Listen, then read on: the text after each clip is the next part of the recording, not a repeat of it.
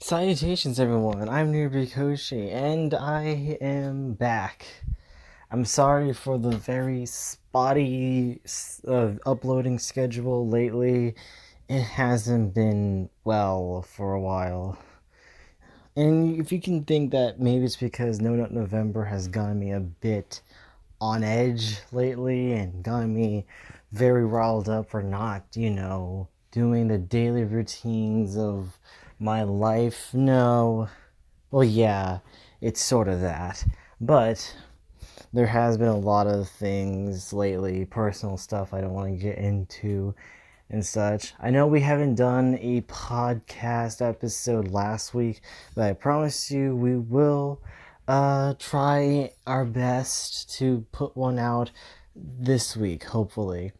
So I have come back for another movie review, and it's fun.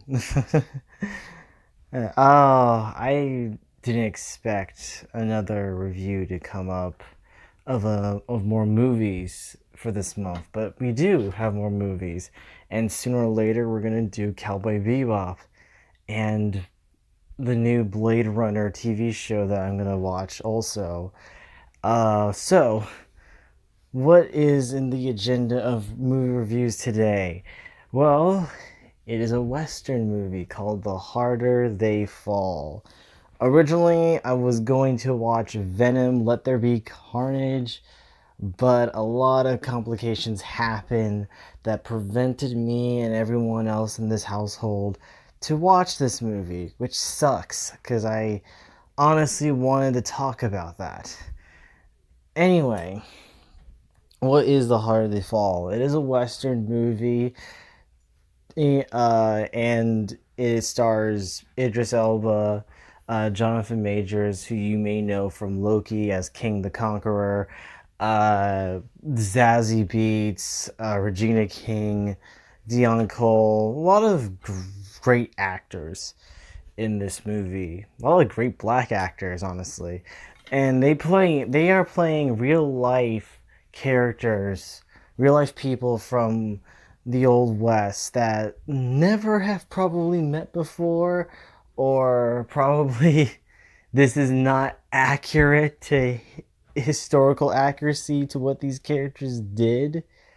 I'm pretty sure the twist ending uh, never happened in real life.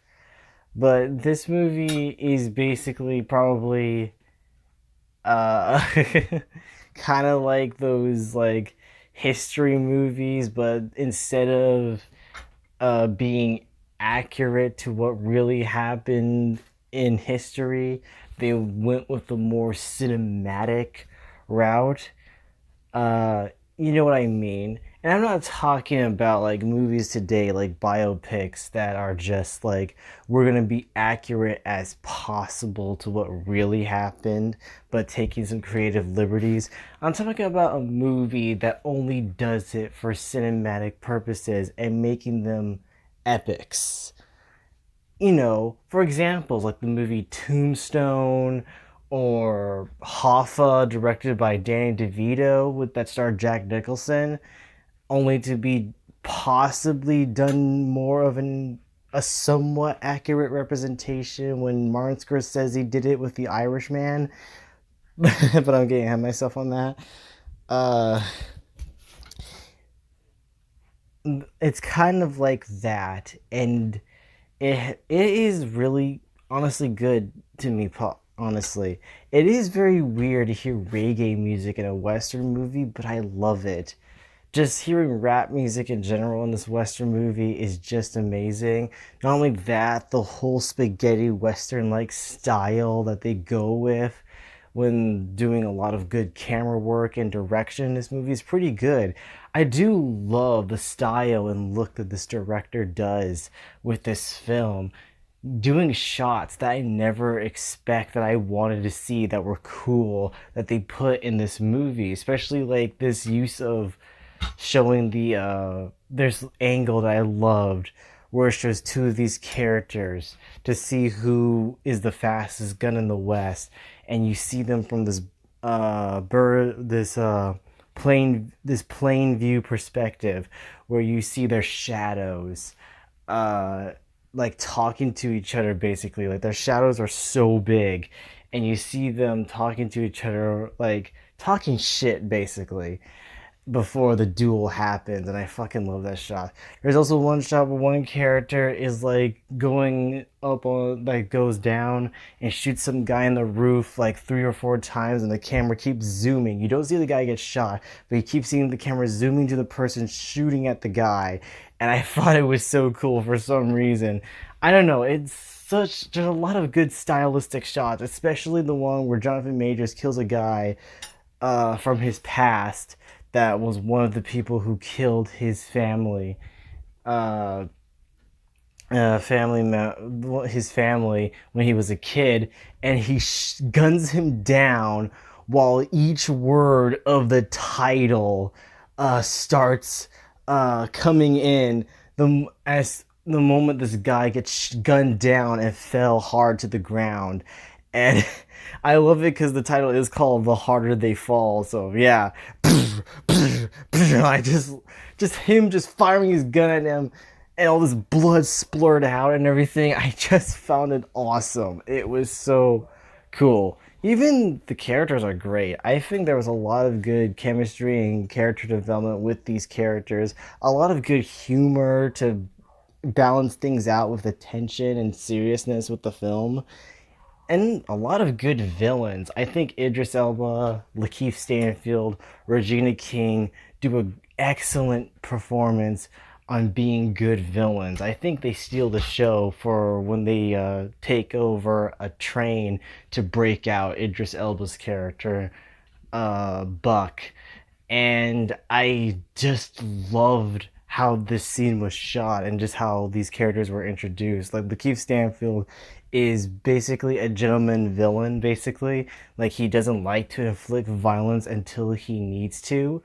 And his character kind of changes at the end of the movie, where he doesn't become a gentleman, he just becomes a cheater and an asshole at the end, where the moment where he's like kills a guy before they counted down to five, they only got to three, and he shoots a dude in the back like a total douchebag as well.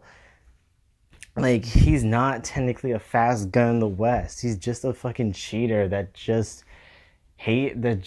wants to win. And it kind of retcons the fact that he said that he's a gentleman, because I don't think a gentleman would do that. And I don't know. I think there was some very contradictory things going on during the writing process of this movie that kind of like leaves you thinking, huh, but didn't you said this earlier that you won't do that, but now you do it? That's really odd. Idris Elba's character is great. He does play his villain well in this movie, though I thought the ending where there was a little twist at the end that he reveals to Jonathan Majors' character was a bit odd. I was like, huh? That's very weird. Yeah. And but he was very ruthless in this movie. Like he fought Dion Cole when you think they're going to do fisticuffs, but no, Idris Elba takes the butt of his gun and beats the shit out of him till his teeth gets knocked out, and you see him like his face all bloodied up and brutalized, which I didn't expect this movie to be very violent. It's not in the same violence level as, well, Quentin Tarantino's movie Django Unchained, but it's very brutal either way to what shots they do get in this movie that they get away with. And while we're on the side of this, it does feel Tarantino-esque, this movie. And I know that's a term that's weirdly to say, but it does feel Tarantino-esque. the way that they are, the way with the dialogue, the way that there would be long scenes and talking, and also with the violence and gore in this movie that happens with the gunfights. It does, and even when I say that it is paying kind of a homage to spaghetti westerns and how they shoot this film like a spaghetti western with the shots, the camera angles, all these zoom in shots that they do as well.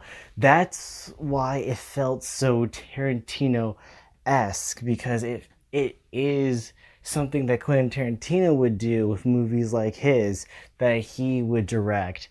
And I don't know, it just feels that way to me.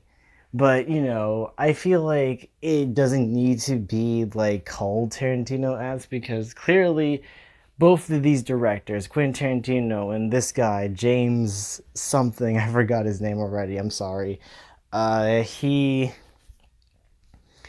they both clearly do have a love and passion for westerns of that in the genre, and they do care about it and they love to represent it, but also put their own spin, their more gravitas to it with how they present it. And I say this guy does a good job with what he did. I I had low expectations going into this movie. I didn't care if this movie was gonna be good or bad. I love westerns. I am a sucker for westerns. Like, I just love that. I just love gunfights. I just love like guys in the outfits. Like, it's very western esque that I love. That that aesthetic of it is just beautiful to me to see, especially like with me with Red Dead Redemption. I loved playing Red Dead Redemption because I love westerns, and this is this makes me love, and I just loved watching this because of that. Because I grew up with my grandpa, my uncle. They watched a lot of western shows like Gunsmoke or such, or other Western movies like The Magnificent Seven, the original, not the remake with Denzel Washington. Though I have seen both. I do love that. I do have a lot of love for westerns, good or bad, except for Wild Wild West. That movie was atrocious. uh, this. And yes, I do like The Lone Ranger as well. I thought that movie was actually pretty good. Uh, but anyway, yeah, I say give this movie a watch if you're just looking for a good time, just to sit back, have a interesting like movie with good action and characters. I know the story isn't anything to write home about because it's a revenge tale, which, come on, it's a western. Of course there's going to be a revenge tale in it. But yeah, I say go give it a watch if you love westerns. I give this a 7.56, maybe 7.6, or maybe in the ballpark range of 7.7 out of 10. Uh, that this was pretty good. So yeah, thank you guys for watching. And next week, I believe I will either watch Venom, Let There Be Carnage, or No Time to Die. The James Bond movie. Anyway, see you guys in the next one. Ciao, darlings. And remember, you are loved.